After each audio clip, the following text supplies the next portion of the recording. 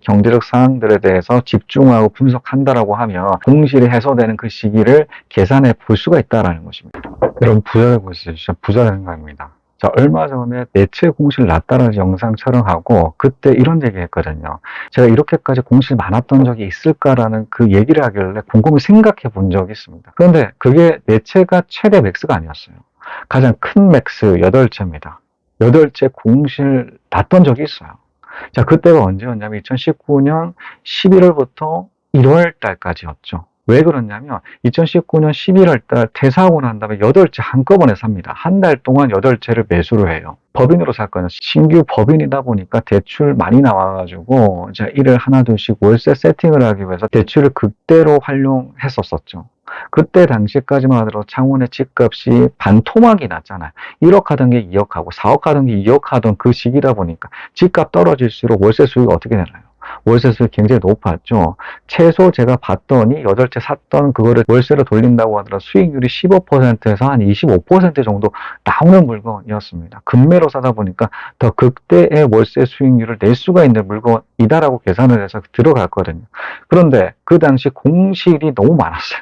창원에 공실이 많다 보니까 쉽게 안 차더라고요. 한 3개월 정도 공실이 나가지고 걱정을 그렇게 크게는 안 했습니다. 왜 그러냐면 잔금까지 다 마무리가 된 상태다 보니까 전세를 기다릴 필요가 없죠. 그냥 느긋하게 월세를 기다렸는데 그래도 자, 8채쯤 되다 보니 이자가 합쳐지다 보니까 조금 약간 부담을 느꼈던 적은 있었어요. 그런데 그때 당시 고민하다가 어떻게 활용하지라는 그 고민 끝에 단기 임대, 단기 월세로 이렇게 돌려서 큰 수익들 많이 낼 수가 있었습니다. 아무래도 산업단지, 창원이라는 산업단지 플러스 코로나 시기와 겹쳤기 때문에 그런 수요들이 많았던 시기라서 단기 임대, 단기 월세, 그리고 월세, 일반 월세로 해가지고 2년 동안의 투자금을 다 회수했었었죠. 그렇게 투자금을 다 회수할 때쯤 공실들은 다 해소가 됐어요. 그러다 보니 제가 원하는 전세 혹은 월세에 딱 맞춰가지고 그렇게 하나둘씩 전환을 했던 시기가 있었습니다. 저는 이런 경험, 그러니까 공실이 그렇게 많다가